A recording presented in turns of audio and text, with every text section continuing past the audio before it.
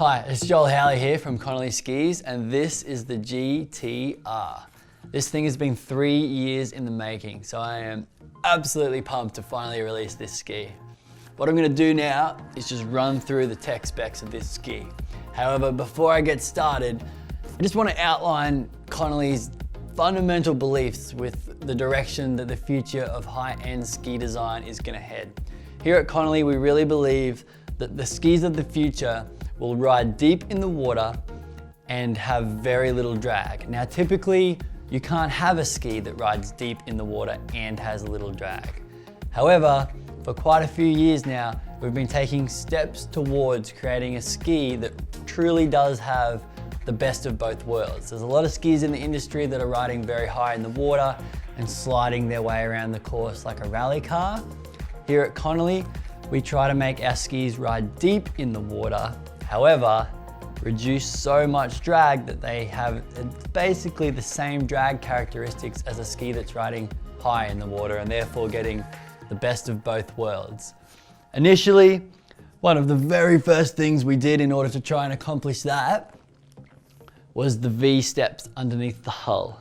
These aerate the water, so the water sheets down the top of the ski, hits these steps, gets disturbed, and then from there back, the ski is actually traveling across a sheet of aerated water, and that reduces a huge amount of drag, despite the fact that the ski is riding very deep in the water.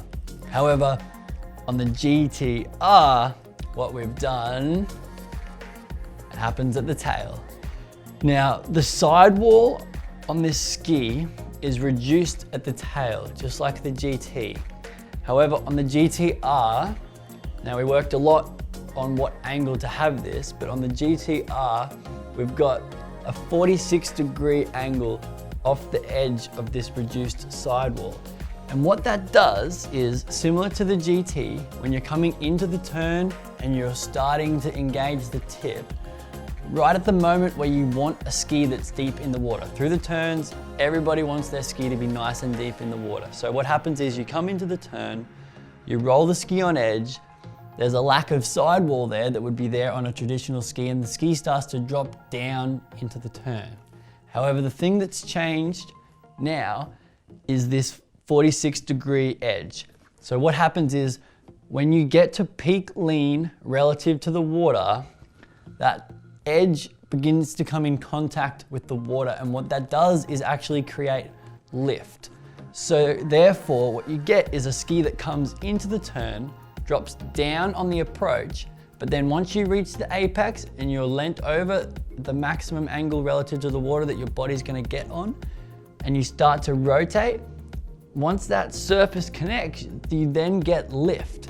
It's an amazing feeling. The ski really does drop down into the turn, and then just past the turn, at the moment when you are about to get a whole heap of load from the boat, the ski rises up out of the water a little bit. And when you connect with the handle, there's a lot less load than what you would expect, and you can shoot across the wakes as if you've got a ski that's riding high in the water.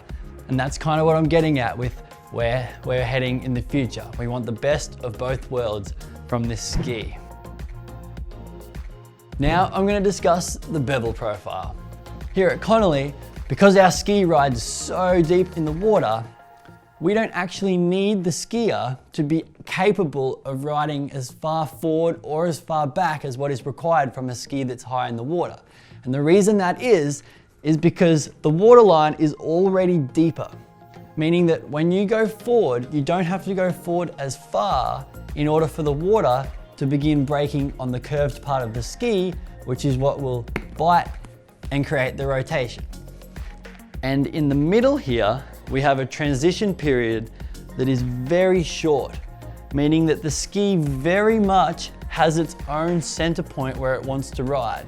If you go back, the continuous round will put you here, and if you go forward, the sharp bevels will put you here. It wants to ride on that center zone where the transition is.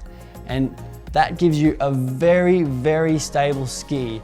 But like I said, because it's riding so deep, you move forward and the water is still braking very high on the tip and giving you that rotation. Now we have the rocker profile. What we've got here is a very long and flat spot underfoot, okay? When a ski rides deep, you can have a bigger flat spot. Again, because the water is already breaking close to the tip and you don't require the skier to rock forward and back as much. So not only does the transition zone give you a very distinct center point to the ski, that center point then has a very long flat spot for you to ride on. Again, increasing the stability of this ski and still allowing you to get the tip in the water due to the fact that the ski is already riding quite deep in the water. When you look up close at this ski, what you'll notice is a very high gloss finish in front of the first V and a micro textured, slightly rough finish behind the first V.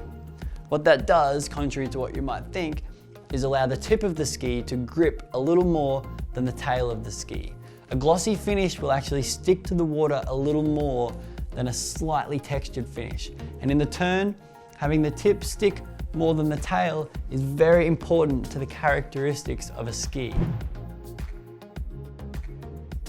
In comparison to other skis on the market, this ski has quite a stiff flex pattern, which is definitely an added advantage of having a ski that rides deep in the water. When a ski rides high in the water, you need a soft flex pattern so that you get the bend into the ski to help it rotate through the turn. But when a ski is already deep in the water, you don't need that because it's very easy to get the tip of the ski in the water when it's already down in the water. And as a result, on this Howley, we can run a very stiff flex pattern. So when you rotate through the turn, that stiff flex pattern shoots you off the back of the ball very fast. However, in saying that, we actually run quite a soft torsional flex pattern. And that's very, very important when crossing the wakes to help the ski negotiate through opposed to crash across the wakes. The wake crossings on this ski are amazing, especially for such a stiff ski. Inside the ski, we run an ultra low density CNC cut PVC core with incredibly tight tolerances. There's almost no air gap between the core itself and the carbon that surrounds it. Now with the carbon, we run incredibly high quality carbon. We actually also run trace amounts of fiberglass throughout this ski. And what that does is significantly improve the dampening characteristics of this ski, especially in rough water. Although it works inversely to how it does on the tail, the reduced sidewall height at the tip actually keeps the tip of the ski in the water. Especially on an onside turn where you've got a lot of pressure on your back foot, once the water gets to here, it's lacking that sidewall that a traditional ski would have. And what that does is decrease lift and keep the tip down into the water. However, what we've done here is put another edge after that reduced sidewall, meaning that if you were to push it in further than what it should be, the water will start to connect with that edge which comes up from the sidewall, and that'll begin to give a little lift, stopping you from overturning the ski. Prior to the GT coming out, I started collecting fin settings. I have an Excel spreadsheet on my computer where I plug in everybody's fin settings on a graph, and the result of that has been a huge amount of data that we can correlate things from. The fin settings for the GT are somewhat similar to the GT, although slightly reworked. But the important thing is that we have 3 different fin setting options. We have an option which is up to 28 off or 14 meters. And then once you're skiing beyond 14 meters, we actually have 2 options. We have a back deep and short option, which is what I ride. And then we have a forward, shallow and long option. And what that does is really change the characteristics of the ski. The back deep and short option is going to give you a slightly tip high ride. It's still going to bite, it's just going to ride a little more like this. And then if you were to run the forward, shallow and long option, you're going to get a little tip down with a little more tail wash. Both those options are great. So if you are skiing above 28 off, try both of them. That's my only recommendation. A lot of people head in one of those 2 directions, especially elite level skiers. You'll often notice that as well as increasing surface area, we're either moving back deep and short or forward shallow and long. Now there's some things I can't talk about in this video because we've got to keep a few things a secret. However, what I do want to convey just as a closing note is that when you do get a chance to ride this ski, which I really hope you do, judge it on how it performs when things get difficult. Don't judge it on how you run your first pass or your second pass. Push it to its limit, push yourself to its limit. And I feel like when you're in that zone where everything's not quite going right, you'll be very impressed with what this ski does for you.